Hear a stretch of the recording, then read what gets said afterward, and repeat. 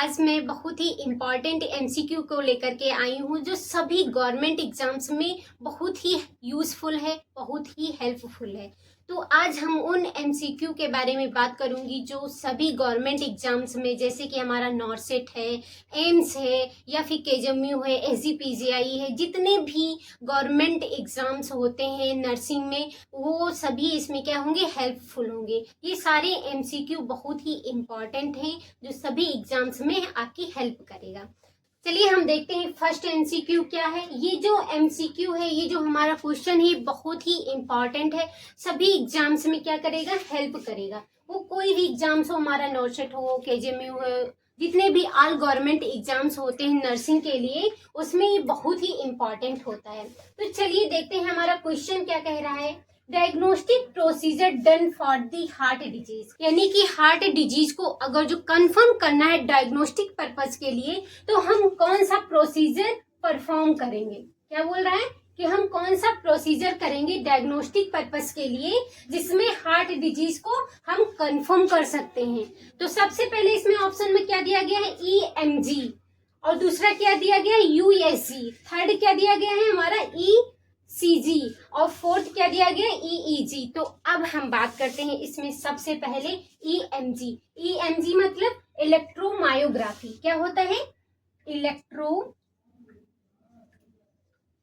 Electromyography, यानी कि हमारी जो मसल्स होती हैं, जो सेल्स होती हैं, क्या होती है, जो हमारी मसल्स होती हैं, सेल्स होती हैं, या फिर नर्वस सिस्टम होता है, उसकी एक्टिविटी को चेक करने के लिए हम क्या करते हैं, EMG करते हैं। क्या करते हैं, जो हमारी मसल्स होती है, नर्वस सिस्टम होता है, क्या होता है, नर्वस सिस्टम होता है, इसको असेस करने के लिए हम क्या करते हैं, इलेक्ट्रोमायोग्राफी करवाते हैं।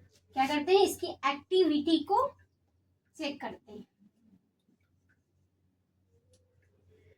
जो हमारा EMG होता है वो क्या करता है, जो हमारी मसल्स होती है, नर्वस सिस्टम होता है, उसकी एक्टिविटी को चेक करने के लिए हम क्या करते हैं, इलेक्ट्रोमायोग्राफी को करवाते हैं या फिर परफॉर्म करते हैं। नेक्स्ट हम बात करते हैं USG।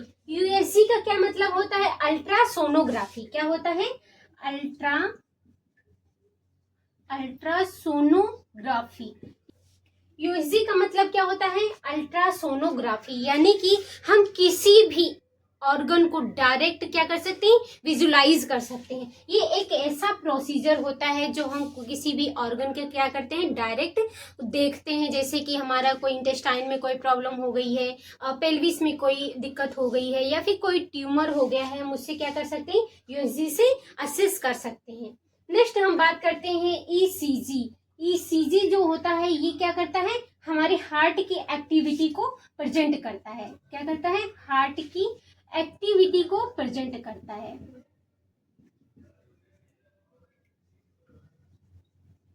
हमारा ECG होता है वो क्या करता है, हार्ट की एक्टिविटी को प्रेजेंट करता है, यानी कि जो वेव होती है, हार्ट की वेव होती है, इलेक्ट्रिसिटी होती है, वो कैसे होती है, ये हम ESG के थ्रू क्या कर सकते हैं, असेस कर सकते हैं। नेक्स्ट हम देखते हैं EEG, यानी कि इलेक्ट्रोइंसेफेलोग्राफी। क्या होता है, इलेक्ट्रोइंसेफेलोग्राफी, यानी कि हमारे इसमें क्या होता है, जो हमारा ब्रेन होता है, ब्रेन की एक्टिविटी को क्या करता है, इसमें प्रेजेंट करता है।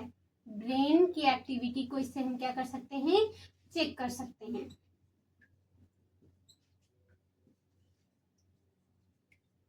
ये जो हमारा EEG होता है, इसके थ्रू हम क्या कर सकते हैं कि हमारी ब्रेन में जो इलेक्ट्रिसिटी है, इलेक्ट्रिक एक्टिविटी है, उसको हम इसमें क्या कर सकते हैं, कि ग्राफ से हम ब्रेन की एक्टिविटी को चेक कर सकते हैं, देख सकते हैं। तो अब हम देखते हैं इसका आंसर क्या है। आंसर हमारा थर्ड नंबर ECG, यानी कि जो हमारे हार्ट डिजीज है, कोई भी हार्ट डिजीज है, तो हम उसको कैसे चेक करेंगे, ECG के थ्रू, यानी कि हार्ट एक्टिविटी जो है उसके थ्रू हम क्या कर सकते हैं, इसको असेस कर सकते हैं। हमारा क्वेश्चन है average systolic blood pressure in healthy adult person में, यानी कि जो हेल्दी जो पर्सन है, कैसा है, एडल्ट है और कैसा है, हेल्दी पर्सन है, उसके अंदर सिस्टोलिक ब्लड प्रेशर का एवरेज कितना है, इसका पूछा गया है कि जो सिस्टोलिक ब्लड प्रेशर है हेल्दी एडल्ट पर्सन के अंदर, तो उसका एवरेज कितना होता है, जो सिस्टोलिक ब्लड प्रेशर उसका एवरेज कितना होता है ये देखिए।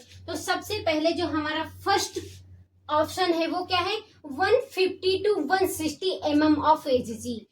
सेकेंड क्या है हमारा, सेकेंड है हमारा 100 to 140 mm ऑफ Hg। और थर्ड क्या है हमारा 140 to 170 mm ऑफ Hg।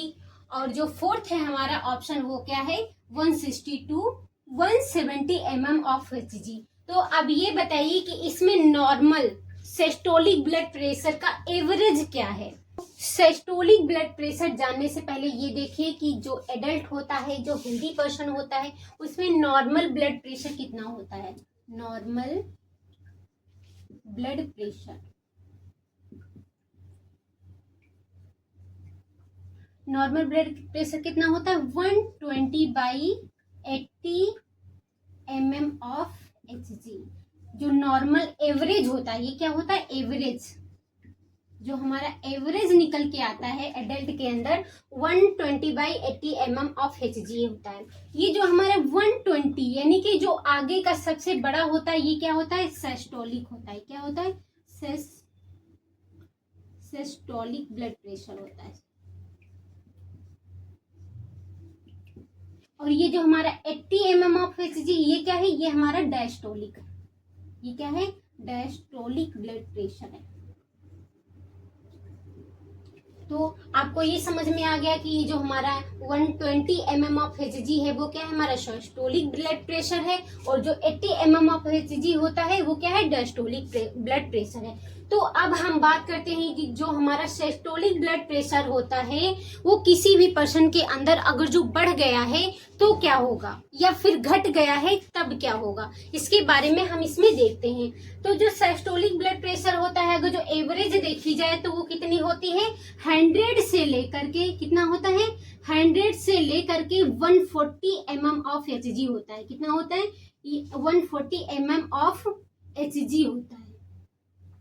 अगर जो हम डायस्टोलिक की बात करें तो वो कितनी होती है 60 से लेकर के 90, कितना होता है 60 से लेकर के 90 mm ऑफ Hg होता है।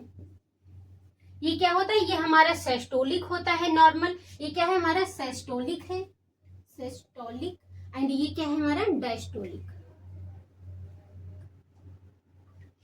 तो दोस्तों अगर कोई आपसे पूछता है कि सिस्टोलिक ब्लड प्रेशर क्या होता है, जो हमारा ऊपर का होता है, ये जो क्या होता है हमारे ऊपर की ये जो होती है ये क्या होता है हमारा सिस्टोलिक ब्लड प्रेशर होता है। यानी कि जब हार्ट हमारा क्या करता है पंप करता है, जो ब्लड हमारे हार्ट में होता है एट्रोफाइरोटा में होता है लेफ्ट वेंट्रिकल्स में, उसको जो ब्लड क्या फ्लो करता है उसमें जो प्रेशर होता है वो क्या होता है हमारा सिस्टोलिक होता है। बट जब हार्ट रिलैक्स होता है, हार्ट क्या होता है रिलैक्स होता है, तो जब रिलैक्स होता है उसको बोलते हैं डायस्टोलिक। यानी कि ब्लड पंप करने के बाद जब हार्ट रिलैक्स होता है तो वो होता है हमारा डायस्टोलिक। तब कितना प्रेशर रहता है 60 to 90 mm ऑफ Hg रहता है। ये क्या है नॉर्मल रेंज होती है हमारी। अब ये जो हमारा सिस्टोलिक प्रेशर होता है, सिस्टोलिक प्रेशर अगर जो 100 से क्या हो कम हो जाए, क्या सिस्टोलिक जो प्रेशर होता है सिस्टोलिक प्रेशर वो क्या हो 100 से कम हो जाए, क्या हो जाए बिलो हो जाए, तब क्या होगा ये इसका जो प्रेशर होगा वो डिक्रीज होगा। डिक्रीज होगा तो उसको हम क्या बोलेंगे हाइपोटेंशन। क्या बोलेंगे हाइपोटेंशन। ये क्या है हमारा हाइपोटेंशन में चला जाएगा। अगर जो यही हमारा डायस्टोलिक प्रेशर होता है, डायस्टोलिक प्रेशर, जो डायस्टोलिक प्रेशर होता है वो 60 mm ऑफ Hg से क्या हो बिलो हो जाए, 60 mm ऑफ Hg से क्या हो डिक्रीज हो जाए, कम हो जाए, तो उस 60 mm ऑफ Hg से अगर जो बिलो हो जाएगा, इसका प्रेशर कम हो जाएगा, तो पेशेंट किस में चला जाएगा हाइपोटेंशन में चला जाएगा। क्या होगा हाइपोटेंशन में पर्सन चला जाएगा। अगर यही जो हमारा सिस्टोलिक प्रेशर है डायस्टोलिक प्रेशर है 140 mm ऑफ Hg के एबव चला जाए, तब क्या होगा पर्सन हाइपरटेंशन में आ जाएगा। किस में आ जाएगा हाइपरटेंशन में है। तो अब हम इसमें बात करते हैं हाइपरटेंशन के बारे में। हाइपरटेंशन टेंशन के बारे में, यानी कि जो हमारा ब्लड प्रेशर रहता है वो क्या होता है, इंक्रीज हो जाता है, बहुत बढ़ जाता है, नॉर्मल रेंज से एबव हो जाता है, उसको बोलते हैं हाइपरटेंशन। हाइपरटेंशन में क्या होता है, जो हमारा सिस्टोलिक प्रेशर है वो कितना हो जाएगा, 129 से लेकर 139। ये क्या है, हमारा सिस्टोलिक प्रेशर है। क्या है, सिस्टोलिक प्रेशर। अगर जो ये हमारा 129 से लेकर 139 से एबव हो गया है या इतना रेंज है, तो ये कौन होगा, फर्स्ट स्टेज होगी। कौन सी होगी, फर्स्ट स्टेज होगी हाइपरटेंशन की। अगर जो यही बीपी जो हमारा सिस्टोलिक प्रेशर है 140 से लेकर के 150 से लेकर के हमारा 150 जा रहा है, तो ये कौन सा होगा, सेकेंड स्टेज होगी। कौन सी होगी, सेकेंड स्टेज का हाइपरटेंशन होगा। कौन सा होगा, सेकेंड स्टेज का हाइपरटेंशन होगा, स्टेज में आ जाएगा। और अगर जो 180 mm of Hg 180 mm of Hg अगर जो हमारा सिस्टोलिक प्रेशर जा रहा है, तो हमारा क्या होगा, सिस्टोलिक प्रेशर में क्राइसिस हो जाएगा। क्या होगा, क्राइसिस हाइपरटेंशन होगा। क्या होगा, क्राइसिस हाइपरटेंशन पर्सन के अंदर डेवलप्ड हो जाएगा। ये क्या है, हमारा सिस्टोलिक प्रेशर। अब हम देख लेते हैं इसके अंदर डायस्टोलिक प्रेशर कितना इंक्रीज होता है। अगर जो 129 से लेकर 139 mm ऑफ Hg सिस्टोलिक है, तो डायस्टोलिक कितना होगा, इसके अंदर क्या होगा, 80 mm ऑफ Hg ही रहेगा। कितना रहेगा, 80 mm ऑफ Hg। और जो हमारा 40 से लेकर 50 या फिर हम ले लेते हैं 60 तक, ये जो 60 है, मान लीजिए यहाँ पे 140 से 160 है, तो इसके अंदर क्या होगा, हमारा 90 mm ऑफ Hg आ जाएगा। कितना आएगा, जो डायस्टोलिक प्रेशर है वो 90 mm ऑफ Hg तक क्या होगा, इसके अंदर बढ़ जाएगा। और हम अगर जो 180 mm of Hg systolic pressure है, तो डायस्टोलिक प्रेशर कितना हो जाएगा, इसमें 100 हो जाएगा, या फिर हमारा 120 हो जाएगा, 110 हो जाएगा। तो ये प्रेशर जो है हमारा किस में आ जाएगा, क्राइसिस हाइपोटेंशन में आ जाएगा। किसमें, ये जो प्रेशर है वो किस में आ जाएगा, क्राइसिस हाइपरटेंशन में आ जाएगा। तो आपको ये रेंज बता दिए कि जो सिस्टोलिक ब्लड प्रेशर होता है या फिर हमारा जो नॉर्मल ब्लड प्रेशर होता है उसकी रेंज क्या होती है, हाइपरटेंशन में कौन कौन सी रेंज होती है, इसके बारे में इसमें मैंने डिटेल से बताया है। तो अब आप बता दीजिए कि एवरेज सिस्टोलिक ब्लड प्रेशर कितना होता है, किसी भी पर्सन जो हेल्दी पर्सन है उसके अंदर कितना होता है। तो आपका जो ऑप्शन है वो कौन सा सही है, दो नंबर क्या है, ये 2 नंबर सही है। 100 से लेकर 140 mm ऑफ Hg इसका आंसर है। क्या है आंसर, आंसर हमारा कौन सा है, 2। इसमें मैंने ब्लड प्रेशर के बारे में बात किया है। तो इसमें एक इम्पॉर्टेंट चीज और है जो हम देख सकते हैं ये चाइल्ड के बारे में, कि चाइल्ड में जो हमारा 1 से 3 साल का होता है, और 5 साल के बच्चे होते हैं, 6 साल के बच्चे होते हैं, या फिर 10 साल के बच्चे होते हैं, जो हमारे प्री स्कूलर बच्चे होते हैं, जो एडोलसेंट होते हैं, उनके अंदर ब्लड प्रेशर कितना होता है। तो चलिए स्टार्ट करते हैं। सबसे पहले हम इसमें देखते हैं डायस्टोलिक एंड सिस्टोलिक प्रेशर। कितना, सिस्टोलिक एंड डायस्टोलिक प्रेशर। तो इसमें हम देखते हैं systolic pressure and diastolic pressure. तो एज के अकॉर्डिंग देखेंगे कि एज के according systolic and diastolic pressure कितना होता है। तो सबसे पहले हम देखते हैं 1 से लेकर 3 साल के बच्चों के अंदर, 1 से लेकर 3 साल के बच्चों के अंदर हमारा जो सिस्टोलिक प्रेशर है वो कितना होता है, जो डायस्टोलिक प्रेशर है वो कितना होता है। जो सिस्टोलिक प्रेशर होता है वो कितना होता है, 80 से लेकर के 100 mm ऑफ Hg। कितना होता है, mm ऑफ Hg। और जो हमारा डायस्टोलिक प्रेशर होता है वो कितना होता है, 55 to 70 mm ऑफ Hg। कितना होता है, जो हमारा डायस्टोलिक प्रेशर होता है वो 55 to 70 mm ऑफ Hg होता है। अब नेक्स्ट हम बात करते हैं कि 4 ईयर से लेकर के 6 ईयर के बच्चों में कितना हमारा सिस्टोलिक एंड डायस्टोलिक प्रेशर होता है। तो 4 से 6 साल के जो बच्चे होते हैं उनके अंदर जो सिस्टोलिक प्रेशर होता है वो कितना होता है, 90 से लेकर के 110 mm ऑफ Hg। कितना होता है, 90 to 110 mm ऑफ Hg। अगर जो हम डायस्टोलिक की बात करें तो कितना होता है, 55 to 75 mm ऑफ Hg होता है इसका डायस्टोलिक प्रेशर। नेक्स्ट हम बात करते हैं 7 ईयर से लेकर के 10 ईयर के जो चिल्ड्रंस होते हैं, जो बच्चे होते हैं, उनके अंदर जो डायस्टोलिक प्रेशर होता है, सिस्टोलिक प्रेशर होता है, वो कितना होता है। तो हम देखते हैं सिस्टोलिक प्रेशर जो होता है वो होता है 95 टू 115। कितना होता है? 95 टू 115 mm ऑफ Hg होता है। और जो इसका डायस्टोलिक प्रेशर होता है वो कितना होता है? 60 टू 75। कितना होता है? 60 टू 75 mm ऑफ Hg होता है। ये क्या है? ये एक नॉर्मल रेंज होती है। नेक्स्ट हम बात करते हैं कि जो 11 से लेकर यानी 11 साल से लेकर जो 13 साल के बच्चे होते हैं, जो हमारे एडोलसेंट में होते हैं, उनके अंदर जो सिस्टोलिक प्रेशर होता है वो कितना होता है और डायस्टोलिक प्रेशर होता है वो कितना होता है। तो हम सिस्टोलिक की बात करें तो इसके अंदर कितना होता है? 100 से लेकर के 120 mm ऑफ Hg। कितना होता है? 120 mm ऑफ Hg होता है। अगर जो हम डायस्टोलिक की बात करें तो वो कितना होता है? 65 से लेकर के कितना होता है? 80 mm ऑफ Hg होता है हमारा डायस्टोलिक प्रेशर। तो ये कुछ नॉर्मल रेंज है जो हमारे चिल्ड्रंस में पाए जाते हैं, या फिर जो हमारे एज के अकॉर्डिंग जो बीपी होती है वो इतनी होती है। आई होप ये समझ में आया होगा। नेक्स्ट हमारा जो क्वेश्चन है वो बहुत ही इंपॉर्टेंट है, वेरी वेरी मोस्ट इंपॉर्टेंट है। क्या? Very very most important question है जो एग्जाम पर्पज से बहुत ही ज्यादा इंपॉर्टेंट है। तो हम देखते हैं वो क्वेश्चन कौन सा है।